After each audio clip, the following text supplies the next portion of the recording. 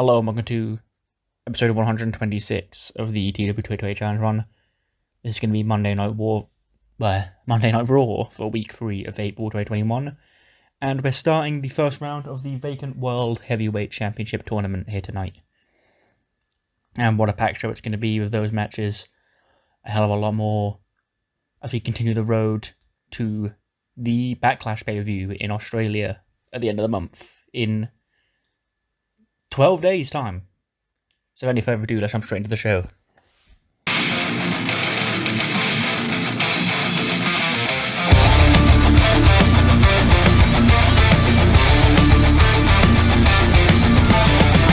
has been taken for granted too long. The lies and excuses have conquered. It's just a time bomb waiting to go off. So tell me why.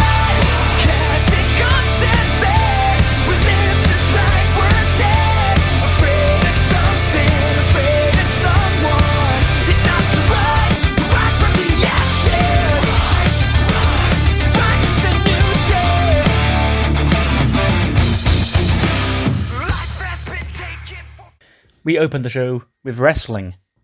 Some, believe it or not, in the first of the World Title Tournament matches, Daniel Bryan and Bobby Lashley go 13 minutes, and Lashley actually beats Daniel Bryan in 13:09 with the Hurt Lock because of Apollo Crews coming out and hitting Bryan with the big Nigerian spear, not stabbing him with it, but like twanging him with it like you would a kendo stick. And then Lashley applies the Hurt Lock, and Bryan goes to sleep. 94 for Daniel Bryan and an 83 for Bobby Lashley, and Lashley moves on to face the winner of, I believe, Keith Lee and Andrade in the next round in the semi-final next week. We then, obviously because we start with a match, we then cut to adverts, and then we return from the break, and VIP Nation are sort of hyping each other up, hyping up Lashley. Said, "You got this, Bobby. You're going to become the first new World Heavyweight Champion of this new..." Well, it's not really a new lineage, because we're going to carry the lineage on, but of this new run with the belt. Then Apollo Crews walks past, and he just sort of glares at MVP. He's like, "Hey, look who it is. It's our old friend.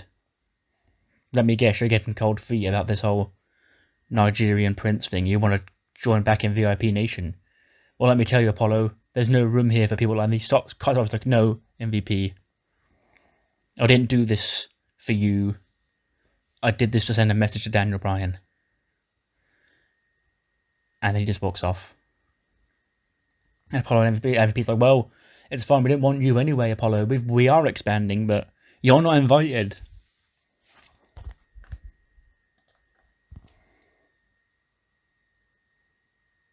Wait, what was this? This was the segment I just went over. Fuck. So that last segment was just Apollo attacking Daniel Bryan out of the match, and VIP Nation sort of watching on, and they share the sort of tense look. So you sort of think, are they gonna rejoin? But then this segment here is the one where Apollo says no.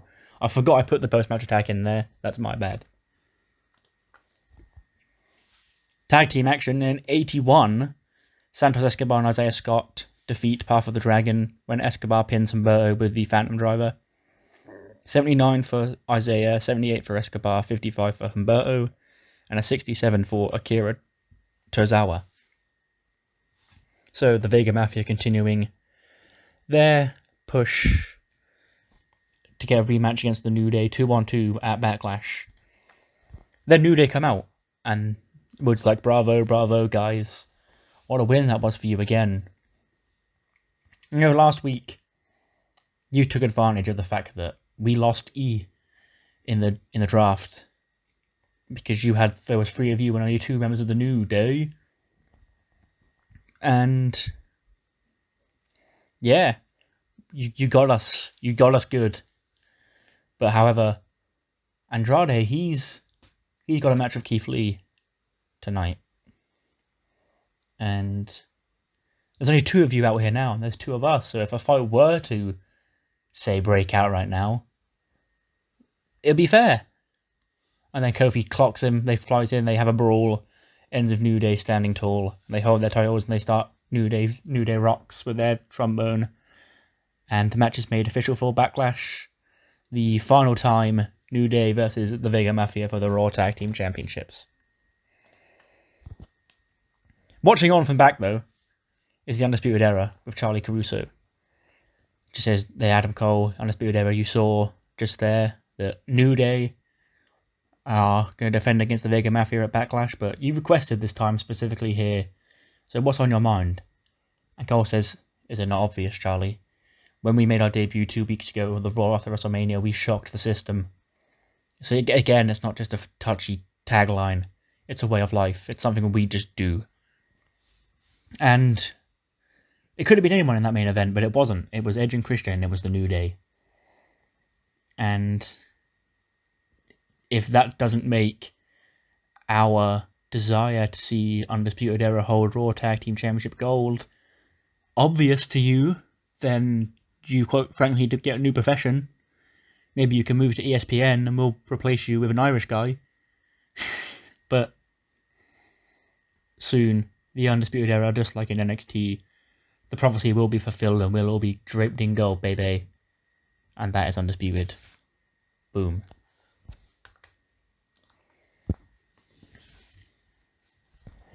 Pre-match promo from the A-List ahead of the Miz's tournament match with Buddy Murphy. He talks about how he's going to become the most must-see World Heavyweight Champion of all time. And how last week the J-Flow got embarrassed by Frankie Monet on her debut. And that's what A-Listers do.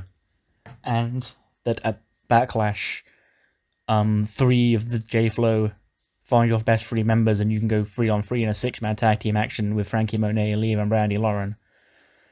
And as for The Miz, he's busy on that show, though, because he's going to be wrestling for the World Heavyweight Championship when he defeats Buddy Murphy in this next match. Murphy comes out and the match comes on for another 82. 94 for Buddy Murphy, 76 for The Miz. 12:54, Buddy Murphy defeats The Miz. Apparently squeaky clean with a Murphy's Law. Did or not program? Well, but anyway, we'd go about 10 minutes. And then it will do the thing where, like during a match when they want to go to an advert break, but something happens on the outside as an excuse. That's when J-Flow's music starts playing and they start singing halfway through the match to distract The Miz. And he shouts at them from in the ring, going, hey, shut up, I'm wrestling here. And then, of course, they stand around ringside for the rest of the match, just distracting Miz, screaming into the microphone when he tries to dive over the top rope so he slips and shit like that. And in the end, he goes for the skull crushing finale, and we get another scream into the microphone that makes Miz jump. He drops Murphy, but then he turns around into a big knee in a Murphy's Law and he gets pinned. 1, 2, 3. Buddy Murphy advances. The Miz is out, thanks to J-Flow related shenanigans. After the match, Lee and Brandy aren't happy. They said, no, this isn't very A-list. The Miz had this match won. He invested in our Robert Stone brand, and we're going to do our best to repay him. So Brandy steps forward and she says, one of you get into the ring with me right now, 1-on-1. We'll send everyone else to the back and we'll see who the better woman really is. And Tam is the one who's wrestling. 56 rated match in 3 minutes and 41 seconds. Tam defeats Brandy Lauren with a spin kick.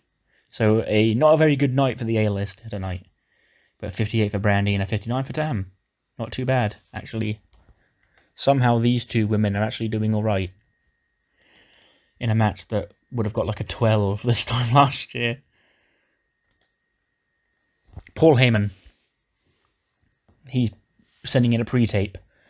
He says, ladies and gentlemen, my name is Paul Heyman and I've been delivering spoilers to you in the form of verbiage that you can take or leave. But they're there, they're spoilers. And here I'm going to give you another one. This is not a prediction, again this is a spoiler. Oney Lorcan does not want to show up to Backlash. He better not even get on the plane to Australia. Because let's face it, Oney Lorcan is no Brock Lesnar, and let's face it, he has got the guts. He throws it up like the best of them, and he can kick ass. But there's only one true ass kicker in WWE, and his name is not Oney Lorcan. No, his name is Brock Lesnar. And Oney, he's caught Brock off guard 1 or 2 times. But every single time that Oney Lorcan has been silly enough to get into the face of Brock Lesnar has left him laying. Now, you know what they say. The line between confidence and stupidity is very, very slim. And while Oney Lorcan, in his mind, he may be confident of his abilities to kick Brock Lesnar's ass. But to everybody else, we're just seeing a simpleton get victimized and conquered. And again, another saying, the definition of insanity is to do the same thing over and over again and expect a different result. And Oney Lorcan proved that he's not confident, he is stupid, because he keeps coming after Brock Lesnar, and Brock Lesnar leaves him a bloody mess every single time. And that is my spoiler, is that Backlash, it will be no different. I'm sure everyone down under will have their hands in the air, they'll be throwing them up for their hero. But he'll be down on the mat, looking up at Brock Lesnar.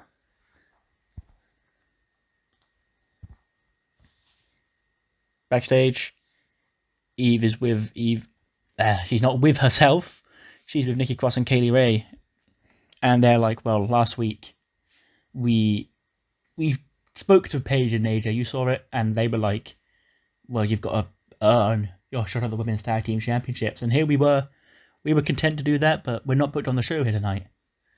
And he was like, okay. She's like, well, how are we supposed to prove our worth to the champions without a match?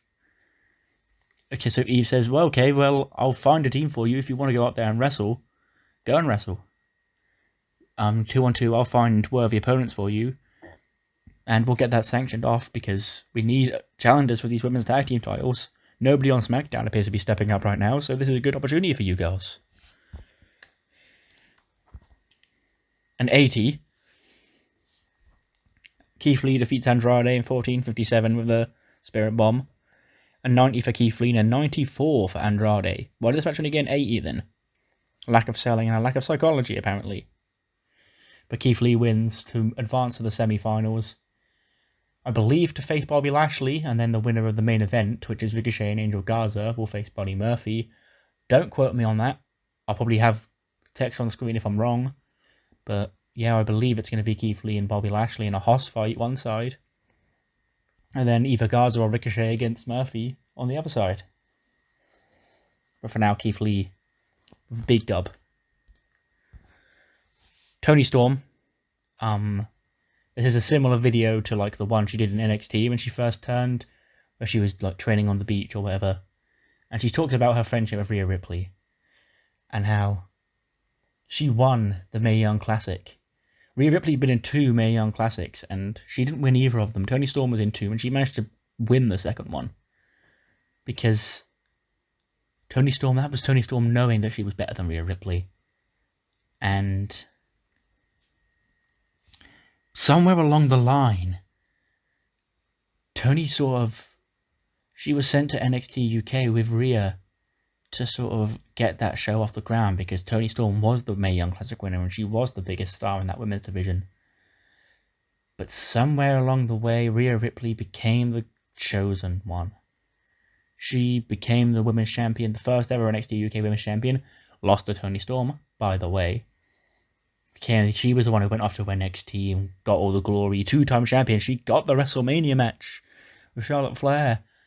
I didn't get that, but I've already proven that I'm better than Rhea Ripley because I beat her many, many times. In fact, I don't believe Rhea Ripley has ever beaten me. And that's not going to change, because who'd have thought? 2 Aussie girls, been friends for over a decade now. And the ball's in your court, Rhea, because I'd quite like to face you in Sydney at Backlash. 2 Aussie girls going at it, one-on-one, on big time WWE pay-per-view. And the only reason I can think that you wouldn't be in for that is if you're scared, because you've bought into your own hype as the Golden Girl, and you're worried that the reality is going to come back to bite you in the arse, that Toni Storm is and will always be better than you. Because it's Toni time all the time, and I ain't slowing down to let you pass me, Rhea. So the challenge is made. Will the two Aussie girls fight at the Aussie pay-per-view? We're in the ring with the stock exchange, and Cameron Grimes goes, listen. Time is money, and money is time, and Cameron Grimes, he's money. And here's the stack of cash to prove it. And things in the Andre the Giant Memorial Battle Royal didn't go well for me because, well, quite frankly, everyone else in WWE be stupid. Why wouldn't they take my massive payoff and Bo's massive payoff? But the stocks, they're going up, and the stocks of Cameron Grimes and Bo Dallas are going to the moon. Especially after I pick up my first win of the season and really kickstart this whole Cameron Grimes thing. And Bronson Reed comes out, and that's the match. It's Cameron Grimes and Bronson Reed. Gets a 75. Reed beats Grimes in 6:58 with a tsunami. An 80 for the thick boy, and a 64 for Cameron Grimes. When Bronson Reed is celebrating after the match, when all of a sudden the music of Damien Priest hits. And he gets a microphone, he gets in Bronson Reed's face, and he says, me and you, we're really two sides of the same coin. We came up through NXT in that same sort of group. So I've got a lot of respect for you, and I know you've got a lot of respect for me. And as the Intercontinental Champion, and with the former champion drafted away, and a pay-per-view in Australia, I've got to pick who I believe will be the most worthy challenger for my championship. And I believe I may be looking at him, Bronson. So, in a strange turn, me, the Intercontinental Champion, I'm going to challenge you, Bronson Reed, the Auszilla, on your home turf in Melbourne, Australia. Give these fans what they want. Bronson Reed, the homecoming king, challenges Damien Priest for the Intercontinental Championship. And of course, Reed nods his head and he's getting all fired up. Of course, he's going to take that challenge. And they get into each other's face, and Priest holds the title up. Bronson Reed sort of looks up at it, and that's the official confirmation that at Backlash, another Aussie has found his way onto the card, as Bronson Reed will challenge Damien Priest for the Intercontinental Championship. Backstage, Sheamus is there, and he says, franchise player, hey Drew, you got your franchise challenge coming up shortly. I don't know if it's actually next or not, because I believe it may be the women's tag match. But you've got the franchise challenge coming up, and maybe I'll accept it, because after all, I'm still the franchise player, because I'm the heart and soul behind you. You wouldn't be where you were without me. And don't get me wrong, we're still pals, fella. I'm still going to go to the pub with you, win, lose or draw tonight. But just remember where you came from, and remember those 3 wishes that you've got, because I'll scratch your back, you scratch mine, stuff like that. That's when Otis walks in a frame. He's like, oh yeah, Shamey. He's like, can I help you, fella? He's like, oh yes, we need to devise our strategy for the next tag team match. And Sheamus sort of gives him a weird look. He's like, what tag team match? He's like, oh yes, I spoke to Eve, and she agreed with me that we had great chemistry as a team the other week. And Sheamus was like, that was 3 weeks ago, fella, and I only chose you because I had no one else to pick from. And he says, well, I filed the paperwork, and me and you, we're going to be an actual tag team going forward. And Sheamus is like, excuse me? Do I not get a say in this? And it's like, well, we've got a match next week. Me and you, as a tag team, fella. I'll see you there. And Sheamus just looks on in disgust as Otis walks off. He's like, what? why his Otis has got the wrong end of the stick here. He seems to think we're friends, but he was a reluctant partner to Otis, to say the least. Here's the franchise open challenge. Drew McIntyre gives his usual spiel, addresses Sheamus. He says, Sheamus, no hard feelings, fella. Again, you did help me come a long way in my career, and who knows what I'll use these wishes on, but all I know right now is that I'm going to make someone's wish come true to go one-on-one with a franchise player. And that man is Cedric Alexander. And he says that this is going to be the start of the age of Alexander because there's a lot of things that Cedric can do, and he has up his sleeve that Drew might not expect. And with Dio Madden in his corner, he's going to bring a world of hurt onto Drew McIntyre. I need to change Cedric's gimmick. Yeah, I'll do that in a minute. 75. Drew wins again. He beats Cedric with a Claymore on 11:01. Pretty good. 90 for Drew, 71 for Cedric. But the after the match, post-match shenanigans is what's really newsworthy here. Cedric gets a great new gimmick. Because after the match, Drew McIntyre is celebrating. And onto the stage walks MVP. He's applauding Drew McIntyre. And Drew looks at him, he gives him a nod of his head, he goes, okay, I guess he just really thought I did good there. When all of a sudden, he's locked into the hurt lock from behind by Bobby Lashley. And he squirms, he tries to fight his way out, but that's when Dio Madden comes into the ring. He starts laying punches into Drew McIntyre as he's trapped in the full Nelson. Cedric and Shelton get in and they also start attacking him. And at the end, Drew is forced to pass out in the hurt lock. Drew grabs a steel, not Drew, Lashley grabs a steel chair. He twats Drew McIntyre with it a couple of times before he places it down so the MVP can sit on it. And MVP has a microphone, he says, Drew, Drew, Drew. It's nothing personal, but you are the official franchise player here on Raw, and that makes me sick because you're nothing compared to the almighty Bobby Lashley. And don't get me wrong, you are good, but we're better. And I hope you've enjoyed this whole world of hurt, because there's going to be a whole lot more of where that came from. Because what you are looking at in front of you before your very eyes is the hurt business. And business is booming.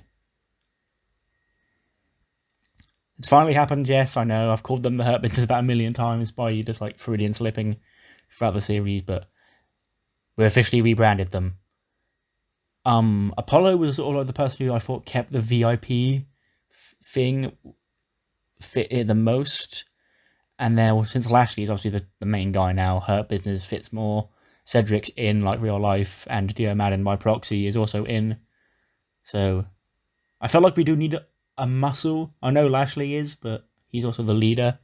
They need somebody else to deliver the hurt, no pun intended, when Lashley's busy. That's the role Dio Madden's in, so it's a nice 5-man group. The 4 usual suspects as well as Dio Madden, which, in hindsight, based on real-world events, also funny. There's going to be no Dijakovic in here, though. Just going to be these 5.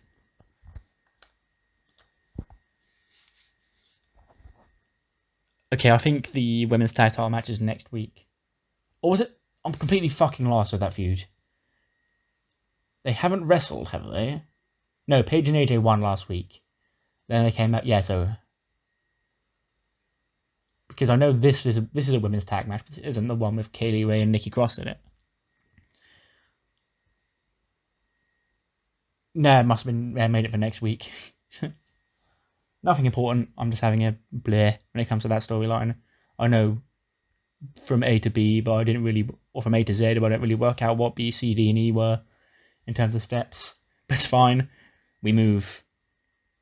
Charlotte and Liv and Gorilla reluctantly talking. Speaking of reluctant partners, much like Sheamus and Otis, Liv and Charlotte are going to be reluctant partners here tonight because last week they went to a double DQ when Io Shirai got involved. And if they win tonight against Kairi and Io, they'll be both made #1 contender. And it'll be a triple threat match at Backlash. And it's going to be Charlotte being a bitch, being like, Liv, you are a loser, you better not fuck this up for me, woo. And Liv's like, Charlotte, you know how much I want this. And who knows? Maybe if it's a triple threat match, I can beat you without even beating you. And Charlotte's like, of course you will, because that's the only way you can beat me, woo. And then Charlotte's music hits. She's like, now stay back here, woo. And let the queen do her stuff. 78, pretty good. Oh, it's Kyrie. Oh, I was going to say I was getting terrified. I saw somebody broke their jaw. They're getting a lot of injuries recently. But it pains me to say these words because I love her. She's a precious being. But Kyrie's the least important here. Charlotte and Liv win. And Kyrie taps with the figure 8. 78 rated match. 60 for Liv, 81 for Charlotte, 88 for Io, and a 68 for Kyrie. So it will in fact be Io Shirai defending against both Charlotte Flair and Liv Morgan at the Aussie Backlash show in 2 weeks. Cheers, Jeff. Raw Talk.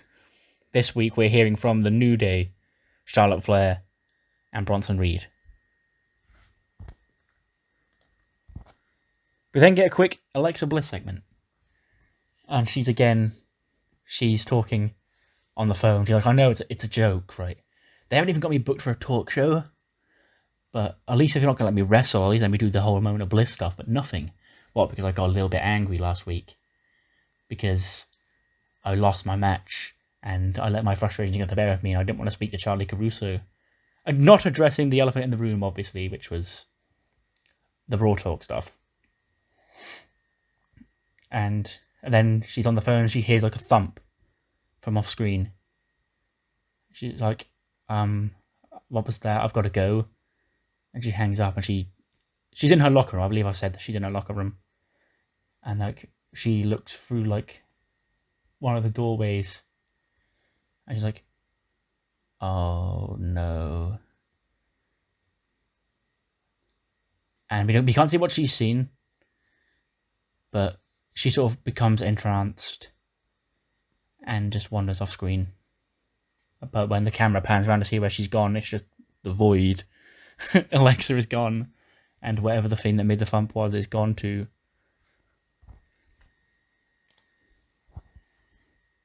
Yay! I'm really glad this did well. I put my faith in my upper mid-card to main event on this show, so I thought they could do a banger. And it got an 82. Ricochet defeats Angel Garza in 14-4 with a 630. An 89 for Ricochet and a 72 for Garza. Apparently Garza and Raquel are an awkward pairing, which sucks, but I can keep them together, just not have her manage him, because they wouldn't be a bad pairing in real life. They very much, I feel, would make a good Eddie and China. Better than having Angel Garza flirt with Nia Jax.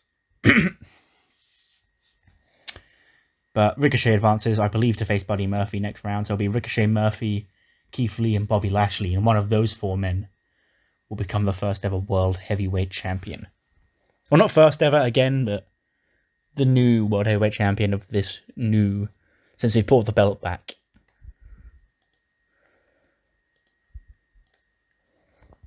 Kofi and Woods on Raw Talk. They're talking about how they're glad they were outsmarted the Baker Mafia tonight because... they've been running this whole numbers game thing because they think they're so cool because there's 3 of them, but there was 3 of the New Day, but it was 2-on-2 tonight, and it's going to be 2-on-2 at Backlash because we've been speaking to Eve, and we've got the word that Andrade, he's banned from ringside, and we're going to keep our Raw Tag Team Championships because New Day rocks. And before they leave, Charlie's like, there's something else I want to talk to you about, New Day. What are your thoughts on comments made by Adam Cole? And Woods like, we got a lot of respect for Adam Cole, a lot of respect. But we ain't dropping these. This is our 10th Tag Team Championship reign. It ain't gonna end anytime soon. It ends when we want it to end. And that isn't to Escobar and Scott. That isn't to the Undisputed Era. Because New Day rocks, and we are the greatest tag team of this or any generation. And we welcome all challenges. 82 for Bronson Reed. That's actually really good for him. He's telling a prayer about how he's honoured to have the opportunity to wrestle in Australia at Backlash for the Intercontinental Championship. It's sort of like his boyhood dream has come true, and he has to thank Damien Priest for giving him that opportunity. And it's a lot of respect between the two of them, but that respect's going out the window at Backlash when they fight, and Reed fights with his life to try and become Intercontinental Champion in front of the Aussie faithful down under and make the thick boy dream come true. And finally, Charlotte, she's moaning. She says, "I don't get it. I don't get this company. You are probably going to call me entitled, and maybe I am, because I am the greatest women's wrestler of all time, but Liv Morgan cannot beat me. I beat Liv Morgan at WrestleMania, and Liv Morgan did not beat me last week, and I was the one who made Kyrie submit earlier on tonight, so why is Liv in this triple threat match? Liv is just a little girl playing with the big girls, and she's tugging on my rope, asking if it's her turn to hold the title, and I say no, because it's always my turn to be the champion. I've still got another 6 reigns left in me.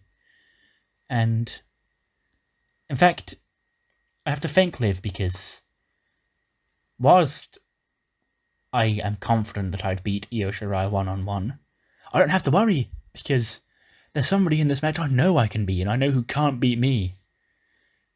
So Eve, she sort of looks at the camera, she says, "I know what you're doing, you're trying to hold me back. But by doing that, you've actually made this easier for me, so thanks, babe." And after Backlash, I'll come back from Australia the 12th time, I believe, women's champion. Woo, bow down, etc. 84, finally we don't get dinged on a Raw in Season 3. So, yay. But of course, what matters more than the 84 is what you thought of the show. So do let me know what you thought in the comments below. I'll see you next time for 127 for SmackDown. See you then.